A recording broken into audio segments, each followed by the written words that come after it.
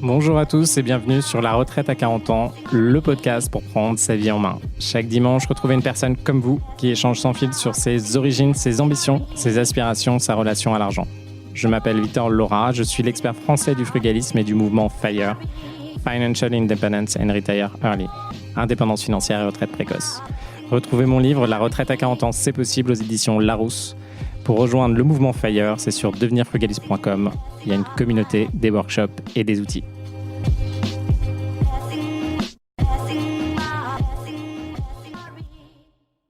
Bonjour à tous, bienvenue dans un nouvel épisode de La Retraite à 40 ans. Aujourd'hui, j'ai le plaisir de recevoir Alexia et on va parler travaux. Elle a un podcast qui s'appelle Story Travaux et elle se focalise sur expliquer et vulgariser tout ce qui est les travaux. En plus, ce qui est fantastique, c'est un secteur où il y a beaucoup d'hommes. Et là, c'est une femme, comme sur la plomberie, comme sur d'autres secteurs, les garagistes, où en fait, on manque de femmes qui expliquent et simplement comment ça se passe. On va passer du temps ensemble, on va parler non seulement des travaux, de ses meilleurs épisodes, de ce que vous devez savoir quand vous faites des travaux, mais aussi de son business et de sa vie, parce qu'elle a 2 autres activités, donc son podcast, et en plus de ça, une activité sur l'achat et revente de sacs. On va faire un peu de teasing. Donc voilà, et Alexia, aujourd'hui, tu as 31 ans. Tout à Bonjour, fait. Bonjour Victor. bienvenue. Est-ce que tu peux nous en dire un petit peu plus sur ton podcast et comment tu en es arrivé finalement à lancer un podcast? Parce qu'avant, tu étais salarié, tu étais commissaire aux comptes, si je ne me trompe pas. Tout à fait. Et c'est un métier où finalement, comme les experts comptables, il y en a très peu qui sont vraiment actifs. C'est plutôt des métiers conservateurs. Alors, comment tu te retrouves aujourd'hui à avoir un podcast? Alors, je vais vous raconter l'histoire. En fait, il y a plusieurs années, donc j'ai commencé à travailler effectivement en audit dans un gros cabinet et mon conjoint m'a dit: «Écoute, moi je veux investir, en immobilier». Et donc moi, c'est vrai que c'était un petit peu loin, tu vois, de, mon univers, familial, on va dire. Donc je lui dis: «Oh, je sais pas trop». Je m'imaginais, tu vois, qu'on s'achète, peut-être un appart ou une maison pour y vivre, plusieurs années plus tard. Et en fait, il m'a dit: «Bah, de toute façon, si tu investis pas avec moi, j'investis tout seul». Donc je me suis dit: «OK, je vais le suivre». Et en fait, on a investi dans plusieurs projets comme ça et on a eu, beaucoup de travaux à réaliser. On a rencontré pas mal, d'imprévus, notamment sur les 2 immeubles qu'on a achetés en 2020.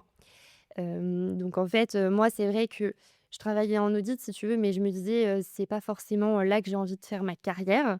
Et quand on investit en immobilier, ça s'apparente un peu à de l'entrepreneuriat quand même. Donc à un moment donné, je me suis dit: «Bah, je vais démissionner de mon job», et donc j'ai démissionné et c'est là qu'on a commencé à avoir les emmerdes travaux, tu vois?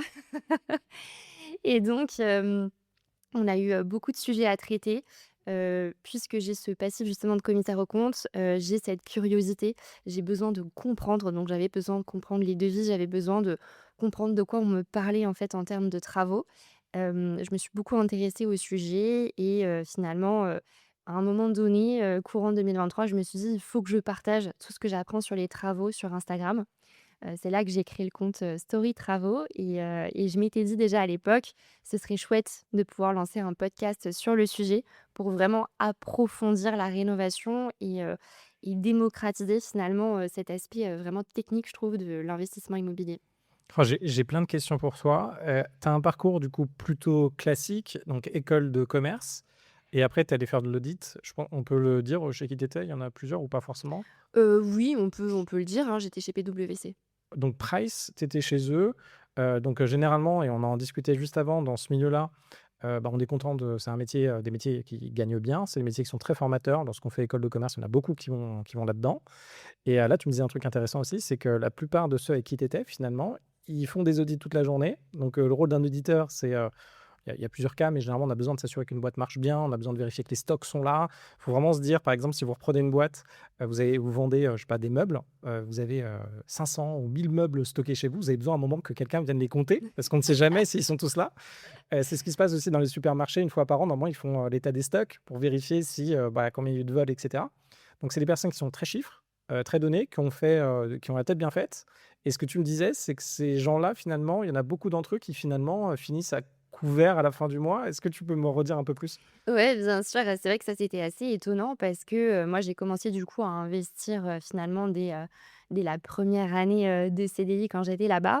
Et alors c'est vrai que dans l'audit, dans les gros cabinets, on passe beaucoup de temps avec les équipes, donc on a tendance à se faire des amis, notamment, on parle de promotion, c'est un peu comme une école au final et du coup, c'est vrai que je partageais un petit peu, ce que j'apprenais sur, l'investissement immobilier, mes projets, ça me dérangeait pas du tout, de parler chiffres avec eux. Et quand je discutais avec certains, c'est vrai qu'il y en avait, voilà, qui ça faisait déjà peut-être, 4-5 ans qu'ils étaient dans la boîte et effectivement, ils finissaient à moins de 2 000 €. Ça me paraissait, complètement fou, en fait, parce qu'en audit, tu travailles beaucoup, donc normalement, tu as quand même moins le temps de dépenser ton argent et eux, c'est vrai que, ouais, ils dépensaient tout, ils sortaient beaucoup, je pense, pour décompresser. Ils épargnaient rien, mais tu vois, c'est encore le cas aujourd'hui. J'ai effectivement des amis, qui gagnent bien leur vie et qui pourtant, mettent pas grand-chose de côté. Comment alors je crois que ton conjoint, il est, conseiller en investissement financier maintenant. Tout à fait. Le jour où il t'a dit: «Je veux investir dans l'immobilier», est-ce qu'il l'était déjà ou pas encore? Pas du tout. Lui, ça faisait déjà 1 an qu'il avait commencé son job. De base, il a une formation d'ingénieur et il travaillait en fait en management de projet, à la direction de système d'information d'une grosse boîte. Donc c'est vrai qu'il n'était pas du tout là-dedans à la base et alors par contre, ce qui est vrai, c'est que son père avait investi en immobilier, mais plutôt, tu vois, dans de l'investissement patrimonial, on va dire et en fait, mon conjoint a regardé, pendant 1 an des vidéos YouTube. Moi, je savais pas trop, ce qu'il regardait, tu vois? Il m'en parlait pas forcément.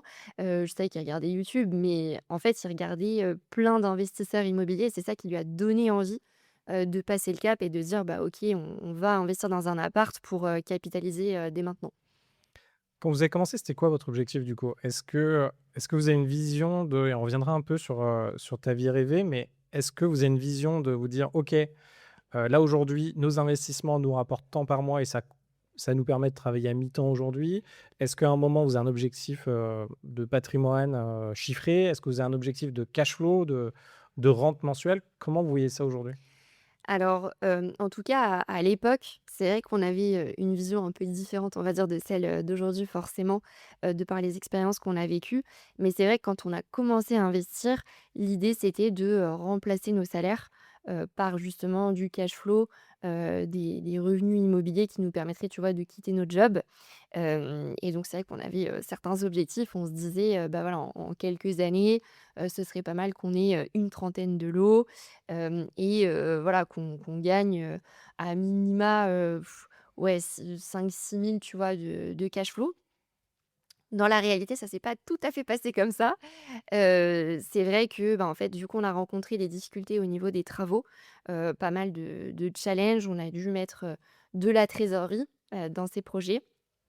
Et donc, c'est vrai que, ça nous prenait pas mal de charge mentale et d'énergie, donc on n'avait pas forcément cette capacité d'aller chercher en plus en parallèle d'autres projets, tu vois? Pour compenser. On essayait plutôt de gérer déjà les challenges, actuels et finalement c'est intéressant parce que, nous on se disait, en fait on avait un peu ce truc de se dire: «Bah, on développe des projets immobiliers et comme ça on peut remplacer notre salaire, on quitte notre boulot et puis on verra la suite» et au final, c'est, le passage par ces challenges, tu vois, dans l'immobilier, qui nous ont fait rencontrer un entourage, différent, d'autres investisseurs, des entrepreneurs et au fur et à mesure des rencontres, finalement, c'est ça qui a façonné notre, quotidien d'aujourd'hui. Moi, c'est vrai que je j'aurais jamais imaginé, tu vois, lancer un podcast sur les travaux et la rénovation. Ça me passionne et c'est vrai que si on n'avait pas eu ces difficultés, je pense que j'aurais jamais lancé le podcast. J'aurais jamais fait de la création de contenu sur le sujet. Je sais pas ce que je ferais à l'heure actuelle, tu vois? On serait peut-être pas là en train de discuter, et donc en plus nous, on a investi en SCI à l'IS. On a fait que des investissements en SCI à l'IS. Donc c'est vrai qu'en SCI à l'IS, tu sors pas forcément, de toute façon, l'argent de la boîte, tu vois?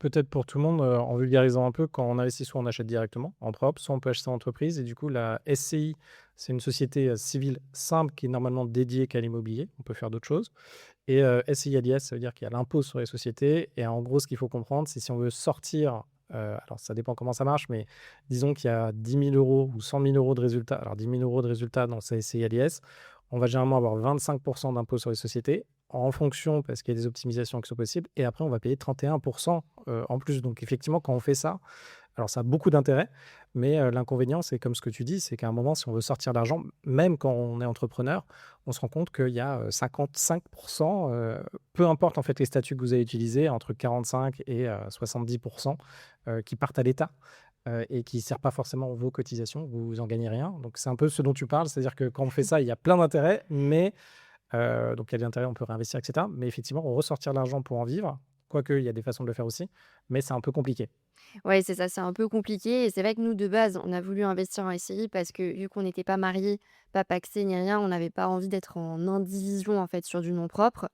Donc on est parti sur cette structure-là. Là, aujourd'hui, tu me le disais, donc dizaine de lots à date, dont répartis dans 2 immeubles, plus, est-ce que tu peux me dire un peu ce que tu as? Ouais, Ouais, bien sûr, bien sûr. En fait, on a, commencé par un appartement en Normandie. oui. Après, on a acheté, 2 immeubles de 3 lots chacun. C'est là où on a eu plein de challenges travaux, et on a fini par notre RP qu'on a en région parisienne, un appart et en fait, c'est vrai que finalement, on a fait des chantiers, tu vois, sur les 4 projets et sur les 4 projets, on a eu des challenges différents, en termes de rénovation. Ce qui est alors, c'est vraiment bien de le dire parce que la plupart ça vend pas, en fait, de dire qu'il y a des problématiques sur les travaux. En fait, il y a des problématiques partout, hein, quand on a une boîte et cetera. Mais effectivement, si on se focalise sur les problématiques, je pense qu'on fait rien dans la vie. C'est comme dans les couples. Je sais que tu vas bientôt te marier. Quand on regarde les statistiques en France, 55 de taux de divorce. En Russie, c'est dans les 90, hein, en Portugal aussi. Oh Donc, waouh! mais parce que c'est des mentalités différentes. Mais bon, du coup, ouais, est-ce qu'on a envie de se lancer dans le mariage? Bon, bah, si on se focalise là-dessus et qu'on écoute que des podcasts sur le divorce, il y a un moment, on se dit non. Mais on a quand même envie de vivre notre vie. Euh, Moi, la question que j'ai, c'est il y avait un objectif à la base de 6 000 euros de cash flow. Toi, en tant que commissaire aux comptes, tu devais gagner dans les peut-être 4 000 euros, même un peu plus, non? Ouais, je 4 gagnais à 000. peu près dans les 3 500 net. Voilà, 3 500 net, sachant que tu t'es arrêté maintenant il y a 3-4 ans. Mmh. Du coup, maintenant, les salaires ont beaucoup augmenté avec l'inflation. Ton mari devait être peut-être un peu plus au-dessus ou à Ouais, peu il était près un peu équivalent? au-dessus. Un peu au-dessus. Donc là, vous vous êtes dit: «OK, à nous 2, on est quasiment à 8 000 euros par mois. Si on a du 6 000 euros par mois de cash flow, on peut quitter notre job». Quand on arrive à ça, qu'est-ce qui fait que vous êtes dit: «OK, ce serait intéressant de» même toi, tu as quitté ton taf, en fait, à un moment. Mmh. À un moment, tu t'es dit: «Bon, OK, ça ne m'intéresse plus, mon quotidien me va moins». J'ai besoin de plus de liberté. C'était quoi tes drivers pour te dire, parce que tu es quand même passé à l'action là, tu es passé à Ouais. l'action, tu as quitté, malgré le fait que l'immobilier n'ait pas marché comme, ce que vous auriez aimé et lui aussi indirectement a quitté son job pour se mettre à son compte. Ça a été quoi votre cheminement? Et en plus un échange parce que vous l'avez fait tous les 2, donc il y a moins de stabilité aujourd'hui. Comment et puis là vous vous inscrivez quand même dans voilà, vous vous mariez, avancez. Quels ont été les changements? Alors, par rapport à ça, c'est vrai que, quand, j'ai voulu, quitter mon CDI, je savais que je le quitterais à un moment donné, et j'avais la possibilité soit effectivement de partir faire un CDI, tu vois, en direction financière d'une entreprise, soit de me dire: «Bah, OK, je me lance à mon compte». Je pense qu'à l'époque, j'étais un peu naïve. Tu vois? Je me suis dit: C'est bien, «Bon, il faut. je quitte mon job et voilà, je vais me lancer sur Instagram, ça va marcher tout de suite parce que j'aurai 100 de mon temps, en fait, pour me concentrer sur cette activité-là». La réalité, c'est que du coup, bah, effectivement, on avait, les chantiers à gérer et vu que je m'y connaissais pas du tout en travaux, il y avait quand même un petit peu de travail de ce côté-là, de comprendre, les artisans, comment les gérer et cetera et en fait, ouais, c'était cette un peu cette naïveté, je pense, qui a joué. On avait aussi de la trésor de côté, tu vois? Donc je me disais: «Bon, bah, au pire, je retrouverai un boulot, 6 mois ou 1 an après». Ce qui est vrai. Ce qui est tout à fait vrai. Sauf qu'au final, quand on prend goût à l'entrepreneuriat, on n'a pas trop envie de retourner, dans le salariat. En tout cas, on a envie de se donner les moyens quand même, de constituer des activités et des revenus et donc c'est vrai que quand j'ai quitté mon job, pendant 6 mois, j'ai pas fait de revenus, tu vois? Parce qu'en fait, à la base, je voulais lancer des petites formations sur la bourse mais l'investissement en bourse, vu que c'est pas un truc que je «pratique» entre guillemets tous les jours, j'avais pas la même passion que pour parler des travaux. Donc en fait, je me suis lancée là-dedans, ça n'a pas fonctionné et puis après Attention, c'est réglementé aussi, donc tu es peut-être passé, ouais, parce qu'au début, ça va, on te laisse vendre des petits trucs, mais au bout d'un moment, tu as l'AMF qui arrive, dès qu'il y a un gars qui veut te dénoncer, tu vois? Un c'est conseiller en ça. gestion de patrimoine, hop, moi j'ai un pote, bah, il s'est fait poursuivre en justice par un conseiller en gestion de patrimoine, alors que le mec vendait un truc, il explique aux gens comment investir dans des ETF, quoi. Oui. Il y a rien de bon, quand on connaît un peu, il y a rien de lunaire. Et après, maintenant, il est devenu, c'est Investir Simple. Ah oui, Et après, il est devenu SIF parce ouais, qu'en fait, il s'est dit: «OK, bon, je vais passer des agréments et cetera». Mais il y a juste, alors je vais l'employer comme ça, mais il y a juste un connard qui est venu le faire chier parce que le mec, il réussit moins que lui, il a moins de reach et il s'est dit: «OK, il a pas le diplôme machin», enfin bon. ouais. Ah Donc ouais. bon, tu passé, si bon, tu aurais eu du succès et à un moment, tu te serais dit: «Zut, comment je fais pour me rattraper?» OK, donc la bourse au début parce que, du coup, tu avais commencé avec ton premier job, c'est ça? En fait, la bourse, ouais, c'est vrai que nous, on a investi en parallèle, tu vois? En bourse, avec Maxence et en fait, je me suis dit: «C'est un peu un moyen pour les gens qui ont pas forcément beaucoup d'argent de base, de se constituer un patrimoine», tu vois? Parce que en fait, avec, 100 € par mois, tu peux quand même alors sur quelques décennies, on est d'accord, mais tu peux quand même te constituer un beau patrimoine et au début, je voulais pas forcément parler d'immobilier sur les réseaux parce que je me disais: «Voilà, c'est quand même des gros montants». Puis j'étais dans une phase aussi où on vivait, C'était plus ta vie. des problématiques, tu vois? Et moi, en fait, c'est fou, mais à ce moment-là, je me disais: «Mais moi, j'ai juste envie de dire aux gens: "Mais partez en courant, n'investissez pas en immobilier". Bah oui. Ouais. Et en plus, quand tu as commencé, on en a discuté un petit peu, et j'en ai fait un épisode de podcast là-dessus. Vous êtes pas allé sur n'importe quoi. C'est-à-dire votre premier deal, il y a des difficultés en fonction de ce qu'on fait. Vous êtes directement allé donc, un des immeubles où je sais qu'il y a eu des problématiques, on s'en est parlé la semaine dernière, c'est, un immeuble où il y avait finalement beaucoup de travaux, dans une région où les immeubles sont pas réputés pour être, bien solides et vous êtes lancé là-dessus. Donc sur le papier, je pense que ça devait être très rentable et finalement, en se lançant dans les travaux alors, il y a des choses qu'on ne peut pas savoir aussi, hein.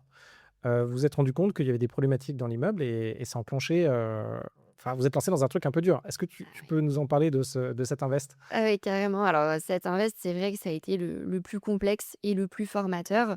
En fait, on a acheté l'immeuble en 2020.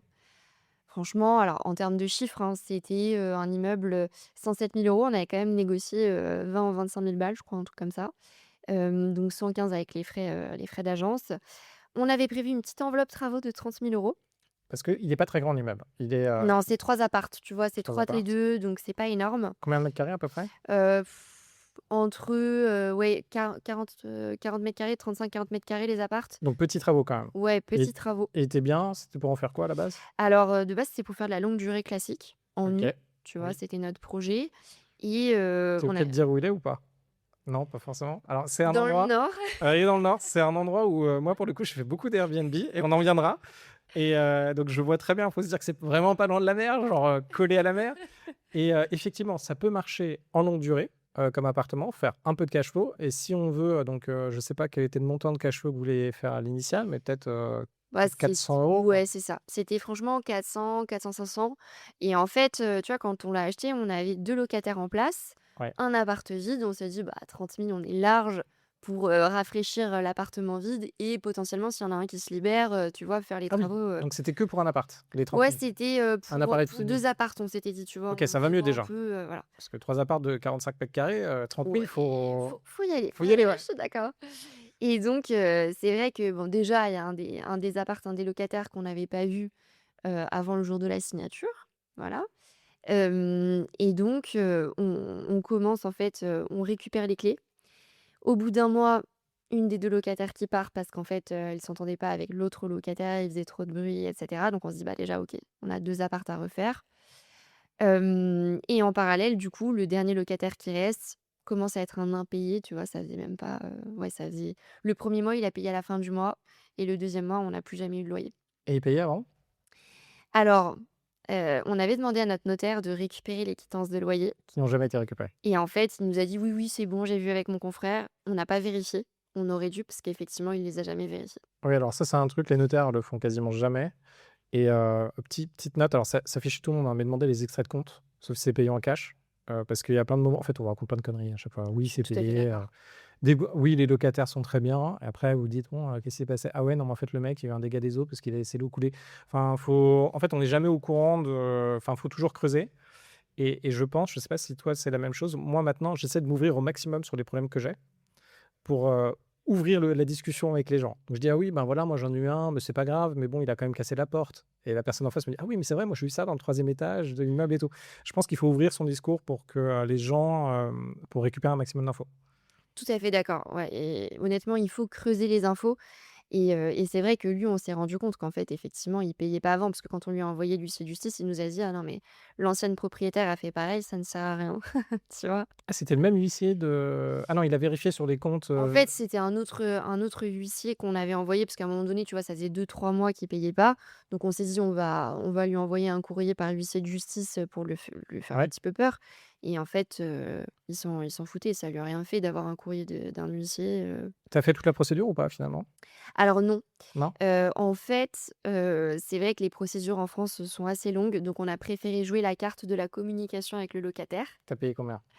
Alors en tout, on a Ça perdu, va non, là. on l'a même pas payé. Ah non, On a mais OK. perdu on a perdu 3 500 balles. En fait, ce qui s'est passé, c'est que, alors c'est vrai que quand on allait le voir, on avait un petit peu peur parce qu'il avait des chiens d'attaque.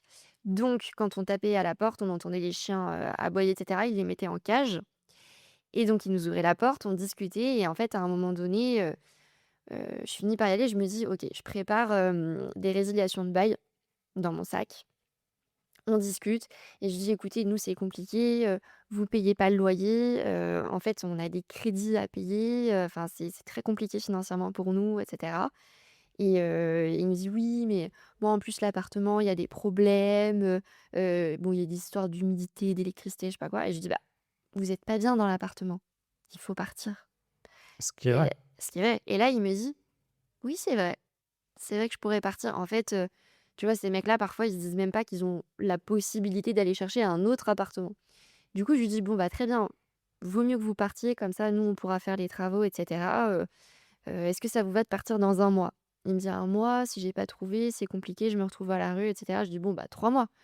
Il me dit: «Oui, 3 mois, c'est OK». Et là, je lui sors la résiliation de bail, tu vois, où j'avais prévu 3 mois. Je lui donne un stylo, il signe. Bon, il faisait une tête un peu, il était pas hyper De toute satisfait. façon, il serait resté, tu C'est ça. voilà, c'est Et je lui ai dit: «Écoutez, on fait une croix sur les mois de loyer que vous nous devez, mais par contre, vous partez bien à cette date-là». donc tu as eu 6 mois d'impayés. Ouais, Ouais, à peu près. c'est ça. Je pense, les apparts doivent C'est à être à peu près ça. 500-600 balles, C'est ça. Bon, sachant qu'il nous a ouais, laissé 500. l'appartement dans un état, évidemment avec Bah, les une chiens, fenêtre ouais. cassée, tu vois, le parquet, fallait tout reprendre, les peintures, enfin, fallait tout refaire de toute façon. Donc là, tu te retrouves avec, cet immeuble. Tu te dis: «Zut, c'est» bon, déjà, dans ton BP, ça marche un peu moins bien parce que tu te dis: «Bon, j'ai le locataire qui est parti, la fille qui était sympa qui payait, elle est partie. Le gars d'en dessous, je viens de perdre 3 500 balles de loyer, du coup, j'ai aucune rentrée et là, je dois faire des travaux» et là, tu lances les travaux, à quel moment, du coup? Alors, en fait, on avait, rafraîchi les 2 autres appartements, le temps que le locataire impayé parte, tu vois? Donc en fait, on avait déjà commencé à trouver des locataires alors que l'impayé était encore là. Mmh. Ensuite, le mec est parti. Et les locataires qu'on avait, les autres locataires, justement, il y en a un qui nous a dit que c'était un dealer de drogue, donc on était bien content qu'il parte, Mmh. tu vois? Et en fait, ce qui s'est passé, c'est que on avait 2 autres locataires, mais on avait un peu de turnover et on s'est dit à un moment donné: «C'est bizarre qu'on ait du turnover comme ça». Et on a fini par comprendre que c'est parce qu'il y avait trop de bruit dans l'immeuble, en fait. Tu vois, la propagation des ondes sonores, elle était assez intense. Et en fait, du coup, les locataires partaient parce que je pense que c'était pas vivable au quotidien. Ça venait d'où ça? En fait, c'est le problème de la structure. Alors, c'est vrai que les structures en bois, c'est très compliqué d'isoler phoniquement, parfaitement, tu vois? Il y aura toujours un petit peu de propagation des ondes. Mais là, en fait, le problème, c'est qu'il manquait clairement d'isolation. De base, tu sais, c'est les petits immeubles ou c'est des maisons de ville, Mmh. qui sont divisées. Donc en fait, tu pas forcément d'isolation, prévue entre les étages et donc dès que quelqu'un, en fait, marche, tu as l'impression qu'il déménage des meubles. Et ça, on s'est rendu compte que c'était un problème au niveau des planchers. Plancher bois, bon, bah, tu as des solives, donc les poutres. Et en fait, tu pas de bande désolidarisante entre le plancher, donc les dalles OSB et les solives en bois. Donc ce qui fait qu'en fait, tu entendais, tous les bruits, tout se transmettait, facilement. Et tu avais l'impression que c'était des bruits un peu, comment dire? D'acier, mécanique, enfin c'était très particulier, et assez désagréable, j'avoue. C'est vrai que ça, c'est un sujet. Tu vois, à un moment, je visitais des maisons, bah, pour t alors il y a le cas, je pense, qui est encore plus grave que ça. Je disais des maisons dans le 18e, 20e pour en faire des co-living Mmh. et ce que je faisais à chaque fois, c'est effectivement au premier étage, je demandais à quelqu'un de monter au premier étage et de marcher et moi, j'étais au rez-de-chaussée parce que ce qu'il faut se rendre compte, c'est à la limite, là, vous avez une personne par étage, ça peut potentiellement aller. Mais lorsque vous avez du co-living, que vous augmentez le nombre de personnes, alors le plancher est peut-être pas fait pour ça, donc il peut casser. Et deuxièmement, si vous avez quelqu'un, qui marche et que vous l'entendez, H24, attention aux appartements haussmanniens aussi, on a de temps en temps le même problème. En fait, c'est horrible. En fait, votre vie est horrible. Donc l'immeuble haussmannien est très beau, sauf que si vous avez une famille au-dessus, avec des enfants qui courent tout le temps et qu'ils ont un très beau 90 mètres carrés, vous aussi, mais vous entendez, les gamins courir tout le temps et en fait, vous devenez fou. Et il faut faire vachement attention. Donc avant d'acheter, moi, je vous conseille de louer, dans le même immeuble si vous le pouvez pour vous rendre compte de s'il y a du bruit parce qu'on ne se rend pas compte, du bruit. Par exemple, si là aujourd'hui, moi j'ai une problématique de plancher comme ça. Donc, j'ai mon plancher, bois. J'ai effectivement, donc, solives, donc mes petites poutres et dessus, j'ai mon plancher qui est mis. Donc, généralement, c'est, du 10 centimètres, à peu près 10-15 centimètres. Mes petites poutres et mon plancher. Ouais. C'est vide en fait, c'est vide. Qu'est-ce que je fais pour régler ça? Est-ce que vous l'avez réglé cette, problématique? Alors on l'a réglé, c'est vrai qu'on a mis pas mal de choses en place. Donc déjà, bon au final alors pour continuer dans mon histoire quand même sur cet immeuble, c'est vrai qu'on a investigué ce problème d'insonorisation et c'est là qu'on s'est rendu compte des problématiques structurelles type, les solives en fait elles étaient pas scellées dans les murs, tu D'accord. vois? Alors ça arrive Périphériques. souvent, où en fait alors ça, on le sait jamais. Mais, en fait, normalement, ça doit être dans les murs et ça doit être dans les charpentes, enfin, ça doit être dans la structure de l'immeuble Mmh. et en fait, il y a beaucoup de personnes qui ne c'est pas lié et du coup, c'est dans le vide. En fait, il y a pas de c'est comme s'il y avait pas de support, pour ça et ça arrive mais bon, globalement, ça tient parce que, Ouais. enfin, tu as 2 grosses poutres, quoi, voilà. Oui, non, mais bien sûr. Après, c'est sûr que là, en fait, tu vois, ça reposait sur un mur porteur parce Ouais, qu'effectivement, pour la répartition des charges, il faut quand même avoir des soutiens, comme tu dis, à un moment donné. oui. Mais en fait, c'est vrai que les poutres, elles sont censées, tu vois, être, scellées, chimiquement dans les murs périphériques pour tenir. Et là, en fait, tu voyais qu'elles se désolidarisaient du mur, tu vois? Donc il a fallu de toute façon les solidariser et en fait, on a carrément changé les poutres parce qu'en fait, la section du bois n'était pas suffisante. Donc je pense que ça a été mal conçu à la base et ce qui est fou, c'est qu'on s'est rendu compte, je sais pas si c'est l'ancien propriétaire, potentiellement parce que les bois avaient l'air assez récents, mais ils ont doublé les poutres et donc tu te dis, bah, potentiellement l'ancien propriétaire savait en fait qu'il y avait un sujet au niveau de la structure. Ah, il s'est peut-être rendu compte, après peut-être qu'on l'a pas t enfin, le gars lui a dit: «Bon, ça tient pas des masses, il faut rajouter 2 poutres, ça va tenir». C'est un peu comme ça aussi les travaux. Peut-être. Non, mais Ouais, potentiellement, donc potentiellement et c'est vrai que du coup, bon, bah, finalement, on a carrément changé, tu vois, la structure, les solives, en fait, on a remplacé les solives par des bois de section suffisantes et alors typiquement pour en revenir à ce problème d'insonorisation, tu vois, ce qu'on a rajouté aussi, c'est ce qu'on appelle des entretoises. C'est des petits bouts de bois que tu mets entre les solives, en fait et ça vient, consolider, on va dire, l'ensemble. On a rajouté des bandes désolidarisantes, comme j'expliquais au début, entre les poutres et le plancher. On a isolé aussi les faux plafonds, donc au niveau des étages du dessous. et tu pas isolé le plancher aussi? T'as pas rajouté, parce que généralement ce qu'on fait c'est, ça dépend mais c'est des endroits vous pouvez regarder quand vous marchez dans les endroits que ça ressemble un peu à un trampoline. Mmh. C'est ce qu'il y a, à l'étage d'ailleurs, quand j'ai rénové, ici le coworking. C'est, ce qu'on peut faire, on peut isoler effectivement les plafonds d'en dessous et généralement au-dessus on met un isolant, en dessous du plancher. On met et c'est comme la moquette en fait qu'on met, ça vous l'avez pas forcément fait, ça suffisait si vous l'avez fait peut-être aussi? Ouais, je vois très bien, c'est, Fermacell ou un truc comme ça, non? C'est pas une marque, Ouais, ça doit être alors après moi oui, je pense que ça ressemble à ça, mais c'est pas très épais, mais ça marche très bien. Ouais. Mais ça fait un peu un effet, caoutchouc quoi quand on marche sur le D'accord, OK. plancher. Ouais, ça me parle, mais effectivement, on n'a pas mis ça en place. OK. Bon, après, on essayait un petit peu d'optimiser quand même les coûts, tu vois? Ah oui, oui, bah, Et c'est vrai qu'après, ouais, on a mis, du coup, faux plafond. On a mis 300 millimètres de laine de roche, sur le faux plafond. ouais, au niveau du faux plafond pour isoler le faux plafond, en fait. Voilà, alors ce qu'il faut retenir, c'est qu'il y a les isolants, en fait, chaque isolant thermique a un potentiel d'isolant phonique Oui, et la laine de roche, ça marche bien en phonique. ouais, c'est Voilà. assez dense. Le seul truc, par contre, c'est que, en fait, nous, du coup, on a voulu poser, l'isolant en laine en couche croisée.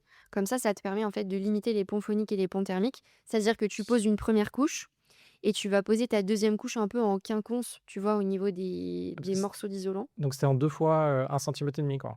Bah, c'était, ouais, c'est à peu près ça. Où tu vois, tu mets,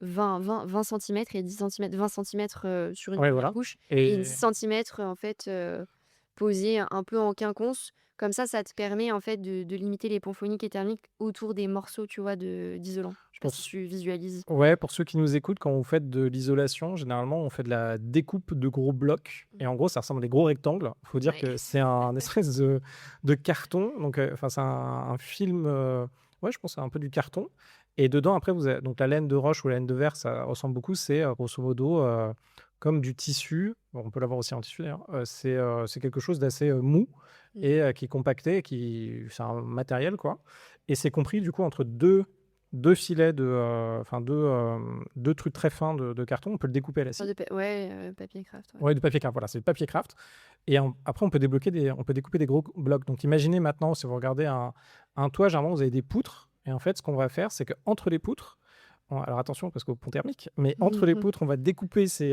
gros, blocs pour que ça rentre pile entre vos poutres et là, attention parce que les poutres, c'est des gros ponts thermiques. Bon, le bois, ça va encore, mais attention, aux poutres et justement, la problématique aussi, c'est entre toutes ces gros, cartons, généralement, il y a de l'armature en fer ou de l'armature en bois Mmh. et ça fait des ponts thermiques. Ponts thermiques, attention, hein, c'est ce qui, enfin, ça ruine, votre isolation et ça, on ne le voit absolument pas dans les DPE. C'est clair. Nulle Nulle part. part, on voit, voilà et c'est une problématique pour vous, parce que quand vous faites vos rénovations énergétiques, finalement, si vous louez et vous faites, par exemple, des colocs, c'est vous qui payez l'électricité, mais si vous louez à des personnes qui vont elles-mêmes payer l'électricité, si elles se rendent compte que, elles ont, 150 € d'électricité en plus, elles ont 150 € de moins pour le payer en tant que loyer, donc attention à ça. Et du coup, voilà ces gros blocs et les mettre en quinconce, effectivement, ça permet d'éviter les courants d'air, en fait, Ouais, c'est ça. où il y a les éléments. Mais par contre, là, moi, ce qui m'étonne, c'est que vu que c'est tellement fin, parce que généralement, je ne sais pas quelle est la couche minimum ouais, peut-être du 3 centimètres, parce que la couche minimum de laine de verre, on Mmh. peut pas, tu vois, dans ce que vous avez fait comme isolant, les mettre en quinconce, oui, mais vu que c'est très, très fin, je sais pas comment, après je sais pas, peut-être qu'aujourd'hui ils font des trucs très petits. Je sais que dans d'autres matériaux que la laine de roche, on peut faire du très petit, Ouais. mais bon, Après nous, on a quand même mis, tu vois, ça faisait, 300 millimètres en tout, hein, c'est 30 centimètres, donc c'est quand même, voilà, vous ouais, pardon, c'est moi. Moi, j'étais là avec mes 3 c'est centimètres, oui, ouais, non. c'est ça, mais Ah c'est ouais, moins 30 centimètres, c'est bon. OK, OK, OK, c'est bon, j'étais là avec mes 3 centimètres. Moi, non, j'étais 3 là, centimètres, c'est trop faible, ouais. c'est trop faible, ouais. Ouais. Donc Non, non, là, c'est quand même, 300 millimètres, enfin 30 centimètres, donc tu vois, ça faisait, une sacrée épaisseur, quand même et après on a couplé ça. Alors nous, on a mis du placo phonique, oui, au niveau du faux plafond.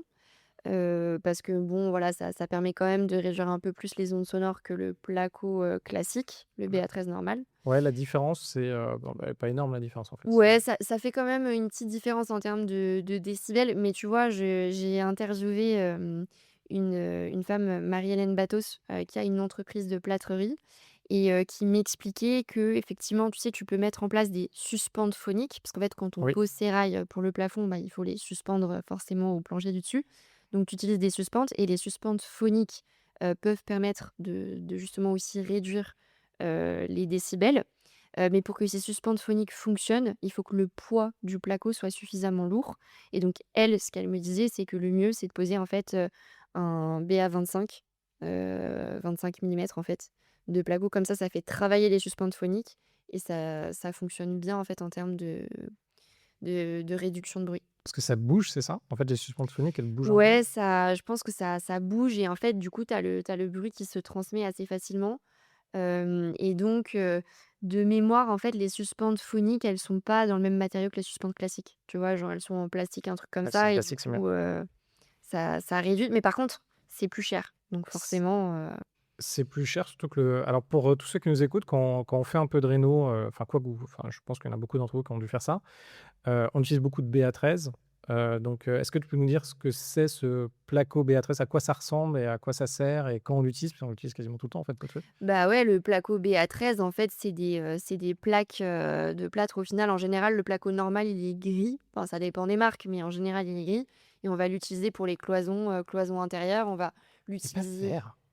Et pas vert bleu bizarre? Alors ça dépend du coup, Ouais, ouais. ouais. En fait, il est vert en général quand il est hydrofuge, donc on va le mettre, typiquement dans les salles de bain, dans les cuisines, parce qu'il va être plus résistant à l'humidité. Ou dans les immeubles qui sont proches de la mer, Voilà. pensez à quand même vos murs, regardez si ça sent un peu l'humidité, Mmh, ne vous posez pas 36 000 questions, c'est mettez vrai. de l'hydrofuge parce qu'en fait ça remonte beaucoup. Alors, je sais pas si tu as vu ça, mais ça remonte beaucoup des sous-sols, même à Paris. Ouais, Et surtout, ne lésinez pas sur le placo hydrofuge. Si vous pouvez, ça vous évitera plein ouais, de c'est problèmes, clair. hein. C'est clair. Bon, pour le coup, dans le Nord, on n'a pas cette problématique-là, tu vois, sur cet immeuble-là, heureusement, mais mais oui, effectivement, il faut penser à ça et après, tu vas avoir le placo bleu, en général, c'est le phonique, justement et après tu as aussi, le placo rouge, donc ça, c'est enfin, c'est, pour les incendies, c'est «anti-feu» entre guillemets, c'est plus résistant, en fait, au feu, donc ça, on l'utilise souvent dans les locaux commerciaux, par exemple. ERP, et cetera. Voilà, et tu as aussi le placo, noir. Alors J'ai jamais vu celui-là. ouais, j'ai une petite absence là, sur le nom. Ouais, c'est le placo habito. En général, on peut appeler ça placo habito OK. et en fait, on va l'utiliser, par exemple, quand tu veux poser tes meubles haute cuisine ou Ah, un ballon d'eau chaude ou ton meuble salle de bain que tu veux poser, en fait, sur la cloison. Tu vas mettre du placo habito parce que c'est beaucoup plus résistant donc il faut y aller après parce que si, par exemple, je dis n'importe quoi, location saisonnière, le voyageur s'assoit sur le meuble salle de bain ou il s'assoit sur le radiateur, bah, en fait, potentiellement, le radiateur pourrait, arracher un petit peu le placo, tu vois? quoi qu'il arrive, je pense que ça arrache un peu, hein. Et là, tu mets ça, c'est marrant parce que moi, quand je fais ça, tu vois, ça m'arrive, là, en ce moment, je mets des meubles hauts, dans certaines colocs quand j'ai des petites chambres. En fait, je réplique un peu les meubles, hôtels. Et là, je vais utiliser un placo normal, mais en fait, je vais mettre des poutres en bois donc quand vous mettez un placo, vous allez créer une armature généralement je sais pas, c'est de l'acier, je pense du métal, c'est de Ouais, l'acier. Augmentation de, je vois, plus de 300 de prix de ces petits trucs c'est en fou. acier. Donc vous avez, et lorsque vous faites ça, vous allez mettre du coup vos 2 placos, donc généralement du phonique. Le phonique a une certaine épaisseur et vous allez pouvoir les espacer un petit peu pour, au milieu, remettre de l'isolant. Donc on peut C'est très fou. bien remettre, je sais pas, 5 centimètres d'isolant au milieu entre vos pièces et en plus de ça, mettre vos cloisons pour avoir des cloisons un peu plus grandes. Ça dépend ce que vous faites. La plupart des gens, ils font quand même des cloisons de même pas 5 centimètres, mais vous pouvez voir ça. Et là, si vous allez mettre des meubles dessus, c'est exactement ce que tu dis, ça ne tiendra jamais. En fait, il faut vous dire que sur une cloison dans une pièce, vous ne pouvez pas faire tenir, des meubles, dessus. Donc si vous voulez faire tenir des meubles dessus, il faut, mettre, des moi je fais plutôt des poutres en bois. Je mets des Ouais, poutres c'est en bois au ça, où milieu, tu ouais. peux mettre effectivement des plaques en bois. Il y en a qui mettent des plaques en bois. Enfin voilà, il y a Des plaques en bois, ouais. plusieurs manières. Mais bon, c'est vrai que le placo habito, tu vois, ça Mmh. existe. Je le savais pas non plus Moi non avant. plus. C'est mon Bah, je sais pas. entrepreneur Première qui fois, ouais. Ouais, j'ai regardé ça, ouais. ouais, ouais, c'est pratique. Du coup, avec tous ces changements, tu en as eu pour combien de travaux? À l'origine, c'était 30 000 € de budget prévu et ça t'a coûté combien? Alors au final, on a dû, réemprunter 250 000 € auprès de la banque. Alors pour rappel, l'immeuble, il vaut combien à la base? À la base, il valait 107, enfin 115, ouais, avec les frais d'agence. Donc 107, et il y avait 30 000 € de travaux et là maintenant tu te retrouves à un projet de 300 000 €, sans, et en plus sans réelle valorisation de l'immeuble. C'est-à-dire que ces travaux-là, potentiellement, tu revends ton immeuble demain, tu le vends combien? Alors, là, si on le revendait, je pense qu'on serait autour des, 250 000 €. Ah quand même! Oui, mais bon, il y a quand même, voilà, il y a quand même une perte et puis c'est vrai qu'on a fait un emprunt complémentaire de 250 000, mais on avait quand même, mis un peu de trésor aussi, tu vois, de notre poche, dans l'immeuble et en fait, ce qui s'est passé, c'est que, la problématique de cet immeuble, c'est qu'on a découvert les problématiques les unes après les autres, progressivement. C'est pas comme si, tu sais, tu pars, de zéro, finalement, tu mets tout à nu d'un coup et tu sais de quoi tu repars et tu peux optimiser, en fait, ton budget travaux. Là, on a commencé par le deuxième étage, 1er étage, rez-de-chaussée et donc en fait, on découvrait, tu vois, le souci, des fameuses poutres, comme j'expliquais. On a découvert que les linteaux des fenêtres, la poutre, en fait, juste au-dessus de la fenêtre était, un bois qui était pourri, donc on a dû remplacer par des linteaux béton. On a découvert au niveau de la charpente, qu'il fallait, doubler, tout ce qui est chevrons, donc c'est les petits bois, en fait, qui composent, la charpente, et qui viennent soutenir la couverture. Pourquoi fallait le doubler? Parce que Parce qu'ils ont essayé de planter les suspentes ah, pour les rampants et ça tenait pas. d'accord, donc c'est, dans l'autre sens. Parce que normalement, on les valorise par rapport à la toiture, par rapport aux tuiles, Mmh. et là, en fait, il y a eu besoin de l'autre côté pour faire Ouais, de l'isolation, l'autre je présume? côté. Ouais, c'est ça, exactement. Pour Donc l'isolation et voilà, pour plaquer, en fait, voilà, c'est ça. on a dû redoubler, tous les chevrons. Enfin, il y a eu plein de sujets comme ça et forcément, ça a tombé au compte-gouttes et donc moi, quand je voyais à cette période, le numéro de l'entrepreneur s'affichait sur mon téléphone, je me disais: «Mais qu'est-ce qu'il va encore me dire?» Et même lui, il me disait: «Franchement, je suis vraiment désolée de vous appeler et d'avoir encore une mauvaise nouvelle, à vous annoncer». Et c'est vrai que cette période-là, elle était compliquée parce qu'on se disait: «Quand est-ce que ça va s'arrêter, en fait?» Là, vous vous retrouvez d'un point de vue financier, vous avez triplé le budget. Donc, comment vous avez fait pour vous en sortir? Est-ce que vous en êtes sorti avec ce bien-là pour réussir à trouver soit du cash flow positif, soit un truc à peu près à équilibre? Alors, je dirais qu'aujourd'hui, on est, à peu près à l'équilibre. En fait, ce qu'on s'est dit, c'est que du coup, on s'est dit: «On va faire de la location, saisonnière». Et c'est vrai que sur cet immeuble-là, ce qui nous a coûté cher aussi, c'est qu'on a vraiment misé sur l'isolation phonique, parce qu'on a un train qui passe à côté. Forcément, sinon, tu vois, ce serait trop facile et trop simple. Et donc c'est pour ça que ça nous a aussi coûté cher au niveau de cette rénovation. Il y a pas seulement la problématique structurelle, il y a aussi le côté, isolation phonique, tout de suite, en fait, les montants, sont plus importants. Parce que typiquement, je prends l'exemple de la laine croisée, dont je parlais tout à l'heure sur, l'isolation des faux plafonds. Il faut quand même avoir en tête que du coup, c'est double main-d'œuvre. Parce qu'il y a pose d'une Première première couche. couche et pose d'une deuxième couche. Et je présume aussi que lorsque tu fais ça, tu as le double d'accroche. Je sais pas, mais je présume parce que c'est Mmh, pas la même longueur, parce que les accroches, ouais, elles ont une longue. c'est Enfin, je ça. sais pas, mais Ouais, souvent. ouais, c'est vrai qu'alors là, je saurais pas te répondre sur ce sujet-là, mais effectivement, oui, il doit y avoir, de toute façon plus de matériel pour pouvoir, Est-ce que c'est bien isolé maintenant? Est-ce que d'un point de vue phonique, si ah je vais oui, sur Airbnb, rien à voir, si, rien si à je vais sur voir. Airbnb, il y a personne qui se plaint du train et de l'isolation phonique, ou peut-être du train un peu? Alors le train, je pense que cet été parce qu'en gros effectivement, avant c'était géré en conciergerie, c'était d'autres annonces et on avait des remarques, l'été un petit peu sur le train parce que les gens ouvrent quand même un peu la fenêtre et forcément, bah, là malheureusement tu l'entends passer le train. Mais Il, fenêtre fermée, il a pas de combien de mètres sujet. le train? Ah bah, il est tout proche, ouais. Ouais, il passe presque derrière, Genre 10 mètres, l'immeuble. Ouais, 30 mètres, franchement 10 10 mètres? mètres, ouais, Ok. c'est pas très loin. Ah ouais. Et, Après c'est pas un ouais. TGV, hein, mais bon.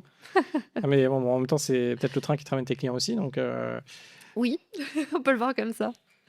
conciergerie, l'été, donc tu es dans le nord, il fait pas si chaud que ça normalement, mais clim ou pas clim? Enfin, pompe Alors à non, chaleur ou pas? on n'a pas mis de clim. On n'a pas mis de clim, on a mis des ventilateurs à disposition, mais pour le coup, c'est vrai que franchement, les périodes de forte chaleur, là-bas, elles sont quand même très, très rares dans l'année. Ok. Pour petite indication, pour ceux qui font surtout à Paris ou région parisienne, vous mettez la clim, vous avez plus 20 à 30% sur votre nuitée de prix. Pour ceux qui font ça, petite Ouais. indication. Voilà, je vous dis juste de temps en temps, ça vaut peut-être le coup. Enfin, si vous pouvez le faire. Donc là, tu te retrouves, projet, donc là, vous êtes presque à l'équilibre, mais vous avez aussi mis de l'argent de votre poche, donc vous êtes à un équilibre qui est... bon, vous êtes en négatif, quoi. Ouais, on est en négatif. Alors après, il faut voir parce que là, du coup, on a récupéré les appartements en gestion, et très clairement, je pense qu'on va faire, beaucoup plus de revenus. Donc voilà, j'en saurai plus, tu vois, dans plusieurs mois. Mais le fait qu'on ait récupéré les appartements en gestion, ça va changer aussi beaucoup les choses. Donc j'ai bon espoir qu'on arrive peut-être à générer du cash flow positif. Et puis vu la zone, moi, enfin, de plus en plus... Enfin, en gros, c'est une zone qui, pour moi, quand on regarde la France de façon générale, un peu de dérèglement climatique, c'est une zone qui est sympa, il fait globalement frais, on voit de plus en plus de personnes qui ne veulent plus trop aller dans le sud l'été pour aller dans des zones un peu plus fraîches, t'es pile dedans. Il y a la mer qui est juste en face. Mmh. Potentiellement, enfin, ça pourrait augmenter aussi l'attractivité de la zone. En tout cas, c'est une zone où Airbnb marche bien. Euh, Autre élément, là, tu as repris à ton compte. Comment tu fais pour gérer ton Airbnb aujourd'hui? Est-ce que c'est toi qui gères toi-même ton compte ou tu réponds à toutes les demandes? Est-ce que tu gères, tu as une ou deux personnes qui font le ménage que tu peux mandater? Comment est ta gestion aujourd'hui? Est-ce que tu as automatisé un peu? Parce que c'est quand même, tu vois, moi, l'ayant fait pour une vingtaine de lots en direct, il y a un moment, enfin, le Airbnb, entre les gars, les touristes qui te demandent machin, les gars qui veulent négocier les trucs. Enfin, je sais Mmh. pas, dis-moi, toi, comment tu vois ça, mais. Ouais, non, mais bien sûr. Alors après, nous, c'est vrai que ça fait pas longtemps, tu vois? Ça doit faire 2 mois qu'on a la gestion, en direct. Ce qu'on a fait, c'est qu'on a mis, bon, classique, un channel manager, en place. Hem, Super haute ouais, ou. super haute. Ok. Super haute, donc voilà, qui synchronise, les calendriers et cetera. On a effectivement des prestataires ménage, sur place, qui s'occupent des logements, avec qui, voilà, ça se passe bien pour l'instant et en fait, ouais, pour l'instant, on gère en direct, tu vois, tout ce qui est, message avec les voyageurs. Mais je trouve qu'on voit l'impact quand même sur les notes et sur les commentaires parce que, en fait, les voyageurs sentent qu'il y a des vraies personnes «derrière» entre guillemets et donc même s'il y a un petit couac, quelque chose dans un appart, ben, en fait, ils vont quand même mettre une note 5 étoiles, ils vont quand même mettre un super commentaire parce que la communication s'est bien passée. Donc pour l'instant, nous, tu vois, on y passe, quelques minutes par jour, c'est pas grand-chose. Après, on en a pas 20 aussi, hein, donc forcément, je pense que plus 3 tu déjà, hein. grossis ouais. Donc 3 déjà, tu fais 2 ou 3 remplacements par semaine. Donc tu pas mal là déjà. Tu Ouais. es à, je sais pas, 10 voyageurs par semaine? Ouais, c'est ça. Après, honnêtement, on n'a pas beaucoup de questions ou de problématiques à gérer pour l'instant, tu vois? Tout se passe plutôt bien. Alors c'était drôle parce que je crois que c'était hier, il y a un voyageur qui a quand même appelé, mon conjoint pour, lui dire alors au début, mon conjoint, il voit tu vois, le numéro, il se dit: «Ah putain, et qu'est-ce qui se passe dans l'appart?» Et en fait, le mec voulait appeler parce qu'il était tellement content de l'appart, de la déco, Voilà. De temps en temps, c'est bien. ça fait plaisir, tu vois? Et c'est vrai que là, en fait, pour l'instant, ça nous va comme ça parce qu'on est content, d'avoir, davantage développé les revenus. Pour te donner un ordre d'idée, on a pour l'instant doublé les revenus par rapport à quand la conciergerie gérait. Ouais, alors si on reprend, ouais, ça c'est fantastique. Donc si on reprend les revenus en location classique, en fait, généralement, on fait 1000. Donc là, votre projet initial, votre BP initial, c'était de faire 1000. Ouais, 1 200, ouais, un peu plus, 1 200 en gros sur les 1200 sur 3 les 3 apparts, voilà. ouais. Ça, donc là, on est vraiment dans les zones où les apparts sont à 400 euros, 300, 300, 400, 500. 3 fois ça, c'est normalement le Airbnb. Donc vous étiez passé à 3000 avec la conciergerie, c'est ça à peu près? Un peu Moins. moins? 2005? 2000? Ouais, on était, ouais, autour des 2 000, je dirais, ouais. 2000. Et là, vous l'avez récupéré, vous avez fait x2, donc là, vous êtes à 4000. Ouais, pour l'instant. Pour l'instant, après, vous êtes dans un mois qui commence à être un mois intéressant, mais vous avez fait combien de temps avec la conciergerie? On a fait, avec la conciergerie, 1 an et demi, je dirais. Un an et demi, oui, donc tu as vraiment la vision sur Ouais, l'équivalent de l'année dernière, c'est etc. ça, c'est ça. Et ouais, du coup, là, vous êtes à 4000, donc vous avez fait x4 par rapport à un loyer classique. Mmh mh. Et en fait, vu que vous avez fait x3 ou Ouais, presque sur votre budget, ben là, finalement, vous êtes dans un truc bah, c'est qui ça. tourne, quoi. En fait, je te dis 1 an et demi, mais je me demande si c'est pas quand même moins. Enfin bon, bref, en tout cas, la conciergerie, le problème, c'est qu'on est payé, 20 Mm. et puis ils géraient rien. Tu vois, typiquement, là, dans le Nord, ils nous avaient mis une prestataire ménage en place. C'était Qui était terrible. une catastrophe. On a récupéré les apparts, le linge j'avais mis en story sur Insta, j'avais reçu plein de messages. Le Elle, linge, tout était taché. Mais tout. elle Enfin, je veux arrivait dire, pas à récupérer le. Ah, c'est elle bah, qui tâchait en je faisant. pense qu'elle tâchait. Je pense qu'elle tâchait. Elle rangeait les trucs, tu sais, les draps en boule, Ah oui, dans bah, des sacs poubelles qu'elle embarquait chez elle. Enfin, ah ouais, c'était une cata. artisanal, quoi, vraiment, hein. Très, très artisanale. Elle débarquait chez les voyageurs avant l'heure de départ. Elle disait, ah, faut partir.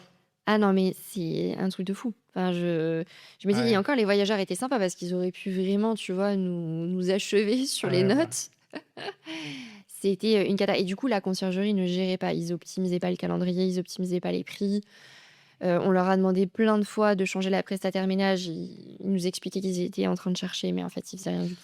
Bon, après, il y a des personnes qui luttent un peu et si elles n'y arrivent pas, c'était Vincent Cassel qui disait ça, faut abandonner ceux qui ont abandonné, tu vois. Donc, Ouais. si eux, ils ont abandonné leur business, Ah t'es bah, obligé de partir. ils ont liquidé, hein, donc ils ont liquidé Ah, fin ils ont d'année d liquidé? ouais, Ah ouais. ils ont liquidé fin Ah. d'année dernière. Mm, Ils nous ont pas versé les revenus de septembre à décembre mm. sur, bah, du coup, tous les apparts parce qu'on leur avait confié tous les apparts, les 7. Est-ce que les autres sont au même endroit à peu près? En fait, ils sont pas au même endroit, mais c'était une conciergerie, tu sais, qui gérait à distance, qui trouvait des prestataires locaux. Ils avaient leur bureau dans le sud et Mm. en fait, ils avaient des prestataires locaux, Ouais, alors s'il y a un truc que je retiens dans l'immobilier, je pense que tu es d'accord, c'est que c'est très très local, hein. ah ouais. Et par exemple, moi, c'est ce que je dis assez souvent, si je referais mon IMO, là j'en ai un peu partout en France, mais je ne ferais pas ça. Je me concentrerais, bah, d'ailleurs la ville que tu as choisie elle est très bien, je ferais plusieurs immeubles à la limite. Mmh. Alors attention à la compétition quand même, tes immeubles ça va, alors ça c'est autre chose pour vous.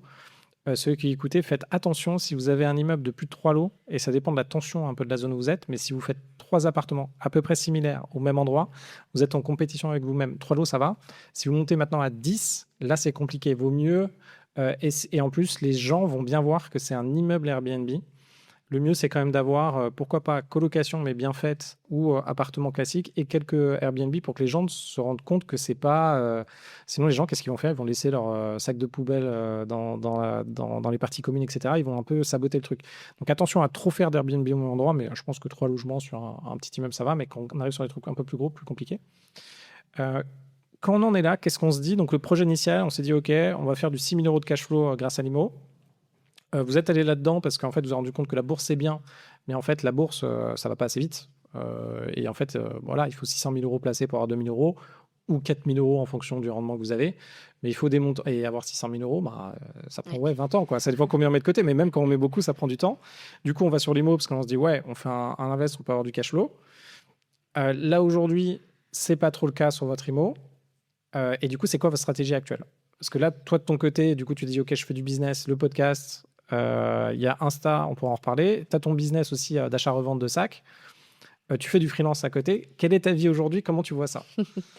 Alors aujourd'hui, c'est vrai que, l'immobilier, on se dit de toute façon, même si on arrive à dégager, tu vois, du cash flow, bon, comme on le disait, l'idée, c'est plutôt de le laisser, dans la société. Hem, Là, notre objectif, c'est de développer les activités entrepreneuriales. C'est vrai que tu disais, bon, je fais, du freelance, j'ai, l'achat-revente de sacs et cetera. J'ai pas mal d'activités, en fait. J'adore le côté diversification. Je pense que c'est ça aussi qui me plaisait quand je faisais de l'audit. Tu vois, quand je faisais de l'audit, je changeais, de boîte et de business, bah, toutes les 2 3 semaines. Je voyais beaucoup de choses différentes et c'est pour ça que j'aime bien avoir plusieurs activités parce que, je m'ennuie jamais. J'ai toujours plein de choses à faire. Après, c'est vrai que moi, mon objectif, c'est vraiment de développer le podcast. Parce que, j'adore en fait rencontrer des gens. Bah, je pense que c'est aussi pour ça que tu le fais, de rencontrer des invités différents, de découvrir leur parcours, la transmission de connaissances, je trouve ça, juste génial et c'est vrai que j'ai envie, tu vois, de pouvoir aller, sur des chantiers, faire, des vidéos, explicatives, sur, l'évolution de certains chantiers d'invités, par exemple. J'ai plein d'idées de développement, et donc mon idée, c'est de développer la monétisation du podcast. Aujourd'hui, je pense que c'est la stream de revenus, tu vois, qui me manque dans le sens où je passe pas mal de temps à le développer. Donc je suis à la recherche, de sponsors sur, les travaux. Mais en tout cas, c'est clair que c'est une des activités qui m'anime, vraiment aujourd'hui.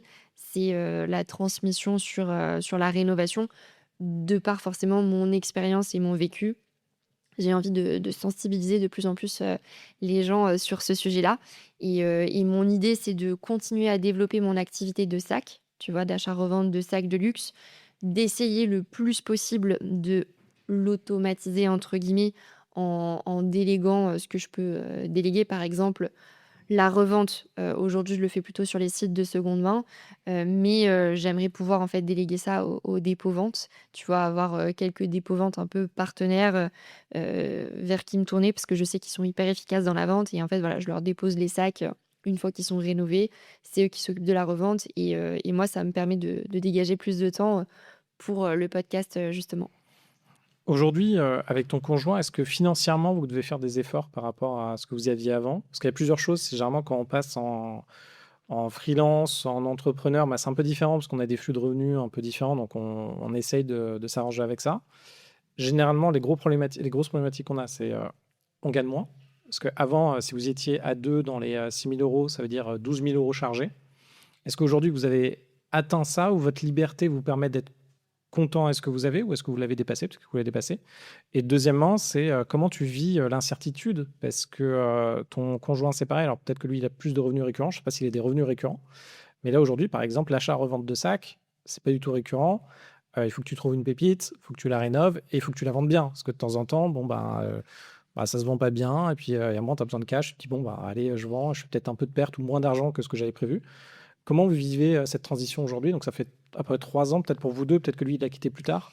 Ouais, alors lui, effectivement, il a quitté plus tard, ça doit faire, je pense, 1 an et demi, qu'il est à son compte, sachant qu'en fait, la première année, il s'est formé et cetera. Parce que lui, vu qu'il avait pas de «background», «financier» entre guillemets, pour pouvoir rassurer les clients, tu vois, il a préféré, se former sur le sujet. Et donc du coup, Là, effectivement, il est toujours en prospection client. Il a commencé à avoir, quelques clients, mais on peut pas dire qu'il ait vraiment développé, tu vois, des revenus, vraiment, «récurrents» entre guillemets, mais il a son portefeuille client qui développe au fur et à mesure. Et moi, de mon côté, j'ai aussi développé des revenus, mais je peux pas dire qu'on est encore sur une aisance, financière, tu vois? C'est encore en développement. Après, j'ai pas forcément, d'incertitude parce que je me dis, en fait, dans le pire du pire des cas, bon, bah, s'il fallait que je trouve, tu vois, un job complémentaire, ou que, je développe, tu vois, un peu plus mon activité de freelance, ce genre de choses, en fait, c'est toujours possible. Et en fait, il y a aussi ce côté, tu vois, où, quand on a vécu nos galères, travaux, là, pour le coup, il y avait des vrais sujets financiers. C'était compliqué, hein, parce que, tu vois, on n'était pas sûr, hein, de trouver un prêt travaux complémentaire Très dur à et trouver les prêts travaux complémentaires. Alors, oui. surtout quand vous faites un emprunt, petit conseil d'aujourd'hui, prévoyez large pour vos travaux et surtout ne vous dites pas: «Tiens, demain j'aurai 40 000 € supplémentaires de travaux, une banque va me prêter». Non, non, non les guys. Mmh. Déjà, elle va vous prêter sur un prêt travaux qui est je ne sais pas sur combien de temps vous avez pris votre prêt travaux. 20 ans. 20 ans, donc ils ont eu de la chance parce que la plupart des banques, c'est, 2, 7 ans les prêts travaux. Mmh. Donc et surtout, prévoyez large au début et empruntez dans votre enveloppe globale. Ça passe comme une lettre à la poste. Sauf si vous avez 200 000 € de travaux pour un achat à 100 000. Là, attention, parce que vous êtes proche du marchand, donc oubliez, parce qu'on vous demandera de l'apport sur le prêt travaux. Enfin, pour essayer, hein, mais ça va être très dur. Et sinon, prévoyez large et prévoyez dès que vous faites votre premier emprunt. Il y a beaucoup de gens qui sont obligés de revendre parce qu'ils se plantent sur les travaux. Ils ont, au lieu de 40 000 €, ils ont 100 000 € de travaux et ils ne peuvent pas emprunter. Et si vous ne pouvez pas emprunter, bah, vous vous retrouvez avec un truc qui est inlouable. Vous pouvez rien faire et là, vous êtes mal. Et oui. Mais bon, en vrai, moi, ce que je me pose comme question, tu vois, c'est alors après, il faut être un peu risk-taker dans la vie. Alors, on n'est pas éduqué pour être risk-taker là aujourd'hui. On est plus en train de se protéger de partout. Mais il y a un moment, il n'y a pas trop le choix. Parce qu'effectivement, avec la bourse, on peut aller quelque part. Bon, oui, mais il faut vraiment mettre beaucoup d'argent. Sinon, vous faites freelance et épargnez beaucoup. Sinon, de l'autre côté, on n'a pas le choix. C'est soit on fait de l'IMO, soit on développe son activité d'entrepreneur freelance pour démultiplier ses revenus, soit on rachète ou on revend des boîtes. Mais en gros, la fenêtre de tir, elle est pas vraiment énorme, donc il faut y aller à fond. Donc il y a un moment, le risque, même si vous plantez un chantier, le seul truc, c'est vous. Moi, je trouve que c'est vachement bien. Ce que tu as fait avec Alexa et Maxence, c'est ça? Oui. En fait, vous n'êtes pas dégoûté. Parce que je pense que 90% des gens, ou 95% des gens à votre place, ils seraient dégoûtés, ils auraient vendu le truc à perte et ils auraient arrêté. Et en fait, c'est ça le truc. C'est bon, il y a des gens, c'est assez, mais en fait, il faut continuer à avancer, il faut continuer à faire des projets. Qu'est-ce qui a un moment où, pourquoi vous avez continué finalement? Parce que quand vous vous rendez compte, alors c'est peut-être arrivé tellement petit à petit que finalement ça va. Donc c'est un peu ça, parce qu'un peu de difficulté chaque jour, ça va finalement. Mais si d'un seul coup vous êtes rendu compte qu'il fallait remettre 100 000 balles de plus, il y a un moment où vous êtes forcément posé la question de est-ce qu'on revend pas? Et pourquoi vous avez continué? Pourquoi vous avez eu Mmh. autant de détermination? Alors, je pense que, bah, comme je le disais, c'est vrai qu'on découvrait, tu vois, les éléments les uns après les autres. Donc au début, on se disait: «Bah, c'est OK, c'est OK». Et puis, en fait, quand tu as déjà dépensé, dans une partie des travaux, tu te dis: «Bah, en fait, si je revends alors que le truc, l'immeuble, il est à moitié en travaux, il y a des problèmes structurels, en fait, je sais même pas s'il y a des acquéreurs qui vont l'acheter pour 1 €», Vous tu avez vois? essayé de le vendre ou pas? Non, Non? Vous êtes OK, vous n'êtes pas non. allé jusqu'à OK. Non, en fait, on n'a pas essayé de le vendre parce qu'on s'est dit, moi, je me suis dit: «En fait, autant qu'on fasse les choses bien. Comme ça, déjà, je dormirai bien la nuit», tu vois? Moi, je suis du genre, voilà, s'il y a des travaux à faire, s'il y a un problème structurel, je préfère le régler. D'ailleurs, l'entrepreneur était ravi que je réagisse comme ça parce qu'il me disait: «Mais si vous saviez le nombre Personne fait ça. d'investisseurs, effectivement, qui, voilà, préfèrent faire du cash misère, c'est pas grave». Moi, c'est vrai que j'ai un côté, assez carré là-dessus et pour bien dormir la nuit, j'ai besoin que tout soit OK, tu vois? Au niveau des invests, que je me dise que mes locataires sont en sécurité et cetera. Et donc, on s'est dit: «Bah, en fait, au pire, les travaux, on va les amortir dans le temps». Alors notre chance quand même, c'est que la ville a beaucoup pris en valeur sur les dernières années.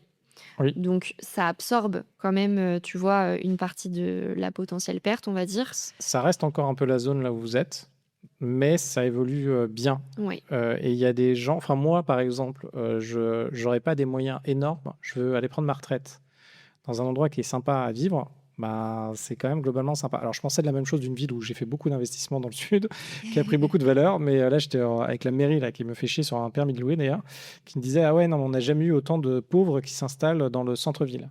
Ah OK. Ouais, parce qu'en fait, les gens qui ont un peu plus de moyens, finalement, ils vont pas aller, ils vont Mmh. aller construire à côté, quoi. Il s'éloigne un petit peu, ouais. S'éloigne un peu, donc il y a ces deux tendances, mais c'est vrai qu'elle a pris beaucoup de valeur. C'est une ouais, des villes qui a pris beaucoup de valeur. Ouais et c'est pour ça que c'est important pour moi aussi, tu vois, quand tu cherches un projet IMO, de te dire: «Bah, OK, je vais essayer de voir un peu s'il y a quand même du potentiel de plus-value». En tout cas, quand on fait des travaux, tu vois, ça peut un peu, sauver la mise. Alors, attends, alors faut faire donc les travaux, hein, les règles. Je sais pas ce que tu en penses, mais moi, si j'ai pas des travaux qui me font au minimum, donc vous prenez votre montant en travaux, il vous fait pas au minimum la rentabilité qui est nécessaire, ne les faites pas. Par exemple, vous achetez un immeuble, il y a des combles. Vous dites, tiens, je vais créer deux, trois appartes. Mmh. On vous dit, voilà, on va faire trois appartes. Mais faites les calculs, hein, parce que vous louez trois appartes supplémentaires dans vos combles, mais vous avez 100 000 euros de travaux de plus. Si ça se trouve, ça ne vaut pas le coup. Donc, dans ce cas-là, ne refaites pas les combles. Faites une petite isolation dans les combles pour, voilà, plutôt pour la chaleur. Et derrière, vous louez l'immeuble tel qu'il est. Ah mais oui, non, mais c'est sûr et en fait, je pense que nous, tu vois, typiquement, la problématique qu'on avait aussi, c'est que le prix au mètre carré de base était assez, faible, tu vois, dans cette ville. Donc forcément, quand tu achètes faible du prix au mètre carré, Ouais. vu le montant des travaux aujourd'hui qui a explosé Mm. avec, la guerre en Ukraine, le Covid et tutti quanti, bah, en fait, finalement, derrière ton prix de revient, il explose par rapport à ton prix de marché.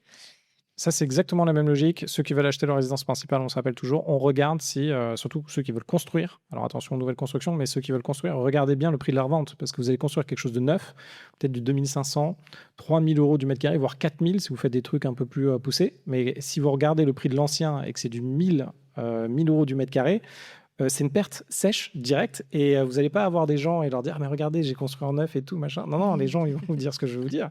Je vais faire vos 80 mètres carrés fois 1000 euros du mètre carré. Je veux dire, c'est ça au prix auquel je rachète. Donc attention à ça. Et vraiment, les rénovations, surtout quand on a des immeubles de rendement, on est dans ces zones où on est sur, je sais pas combien c'est, mais ça va être du 700, non, 700, 1200 euros du mètre carré à peu près, Bah, non, maintenant ça a plus 1500, augmenté, hein. Ouais, tu même 2000. aux alentours de 2000, ouais. Ouais, 2000. Voilà, bah, ça, c'est un peu le genre de ville. Quand moi, j'avais commencé à 3, j'arrivais à acheter dans du 900 euros du mètre carré. Et puis aujourd'hui, 3, je pense que c'est 2000 euros aussi. Mmh. Donc, en fait, ça ne marche plus, carrément. Si on veut faire la location courte durée, en fait, la zone ne marche plus. Il y a plus. Non, si on veut faire la location longue durée, ça ne marche plus. Sur ton podcast, c'est quoi les 3 épisodes là qu'il faut absolument écouter, ceux qui t'inspirent le plus et pourquoi? Alors, c'est vrai que j'ai eu la chance d'avoir, des super invités, chaque semaine. J'ai un épisode qui m'a particulièrement marqué, c'est celui avec, Céline Chappé. C'est une juriste en droit IMO et très clairement, en fait, elle explique typiquement, tu vois, les documents, que tu es censé récupérer auprès des artisans. Il y a plein de choses qu'on ne sait pas, en fait. Par exemple, tu vois, quand, le montant du devis, il est supérieur à 5 000 € hors taxe. Tu es censé récupérer l'attestation de vigilance URSSAF pour vérifier que l'artisan il paye bien ses cotisations. Tu es censé récupérer l'attestation de régularité fiscale pour vérifier qu'il paye bien ses impôts. Et ça, c'est le genre de choses, tu vois, personne te le dit. Enfin, si tu le sais pas, en fait, tu vas jamais les demander. Ouais, tu sais quand tu bosses dans les achats. En gros, si vous bossez avec les grosses boîtes, ils vous demanderont ça. Enfin, de temps en temps, dans les appels d'offres, tout ça, ils vous demanderont ça. Mais sinon, effectivement, nous, on ne sait jamais. Ouais. Et en fait, le problème, c'est que si jamais tu les récupères pas et qu'il y a, par exemple, contrôle du droit du travail sur le chantier, qu'ils se rendent compte qu'il y a, un des artisans qui bosse au black et cetera, bah, si l'entreprise, elle est pas en capacité de payer la régularisation, des cotisations URSSAF, bah, en fait, on peut venir, vous demander à vous, maître d'ouvrage, de régler les cotisations URSSAF de l'entreprise. Ouais. Alors après, moi, je mets à chaque fois des bémols, hein, parce que il y a la réalité. Alors, c'est tous les beaux petits trucs, je vais dire un peu d'État et fonctionnaire où il y a plein de trucs qui sont pondus. Après, il y a la réalité du terrain. Bon, alors faites-le, hein, si vous êtes vraiment. Enfin, je vous encourage à le faire. Le seul truc, c'est compliqué. Enfin, c'est pas si simple à avoir ces documents, même pour l'artisan. En fait, son document d'attestation enfin, faut qu'il fasse la demande, faut qu'il sache où le Oui, faire, bon machin. oui, Ça dépend oui, oui. du volume.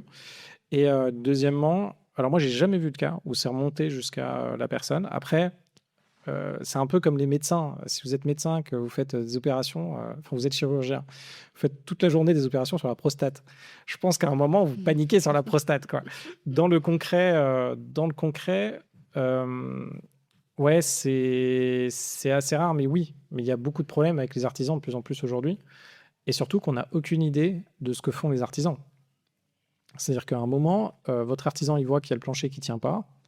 Il faut qu'il il se dit, zut, ça me fait chier. Il complète le truc, il n'est pas obligé de vous le dire.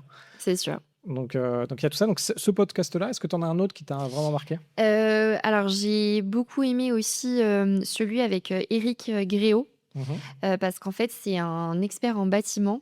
Et donc, ça, c'est hyper intéressant parce qu'en gros, quand justement on visite un immeuble et on n'a pas forcément les connaissances, etc., on peut faire venir un expert bâtiment qui, lui, a la vision 360. Il a pas mal d'expérience justement sur le terrain et il va être en capacité de mettre les yeux là où nous, on n'a pas forcément pensé, tu vois, à les poser.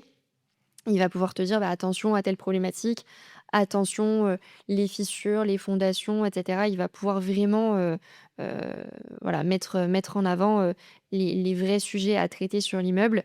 Et du coup, je trouve ça hyper intéressant. Tu vois, la fonction d'expert en bâtiment, c'est pareil, on ne la connaît pas forcément quand on est novice, voilà, quand on ne connaît pas trop les travaux. Et justement, ça peut être une fonction qui aide beaucoup là-dessus. Est-ce que tu comptes continuer l'IMO ou pas? Ou t'as ta dose? Est-ce que tu penses que... Alors, le problème, c'est que tu n'as pas eu l'IMO qui te rapporte vraiment de l'argent. Bon, c'est un peu dur à dire parce que là, aujourd'hui, l'IMO, la sensation que tu as, c'est beaucoup de boulot pour arriver à un équilibre à la fin, mais tu as quand même surmonté beaucoup de choses. Est-ce que tu crois toujours que demain, tu refais une opération? Est-ce que tu penses que tu peux avoir du cash flow sur de l'IMO? Oui.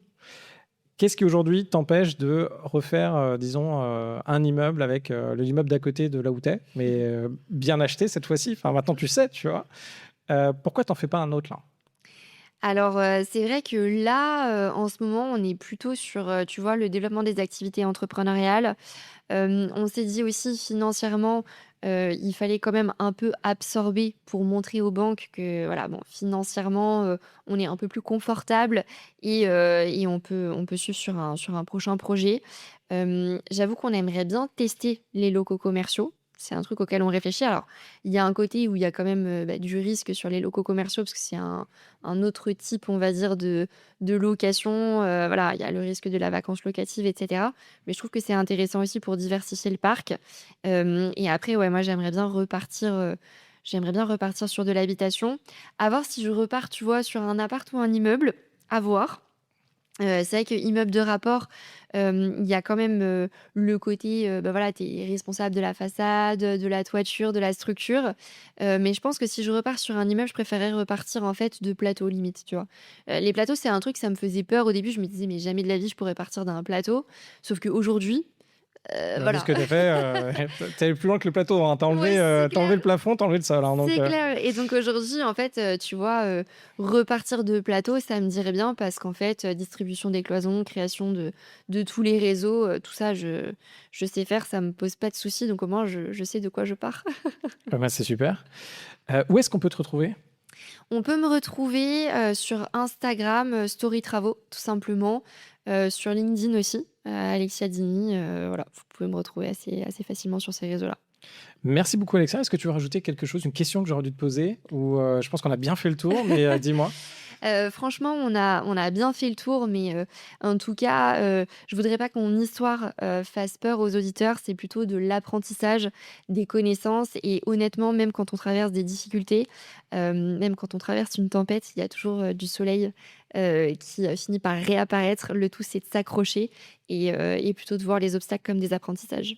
Oui, puisque ce que tu as bien dit, c'est que ça t'a permis aussi de trouver sur quelle aventure entrepreneuriale te lancer. Ça t'a rendu plus forte aussi. Et là, aujourd'hui, tu as un boulevard qui est ouvert à toi et tu ne serais pas tombé là-dedans si tu n'avais pas eu toutes ces épreuves. Donc, moi, je trouve ça fantastique. En tout cas, bravo encore à vous deux. Et Merci. hâte de suivre ce que ça va donner. Et on se retrouve très vite. À bientôt. Merci beaucoup, Victor. Merci.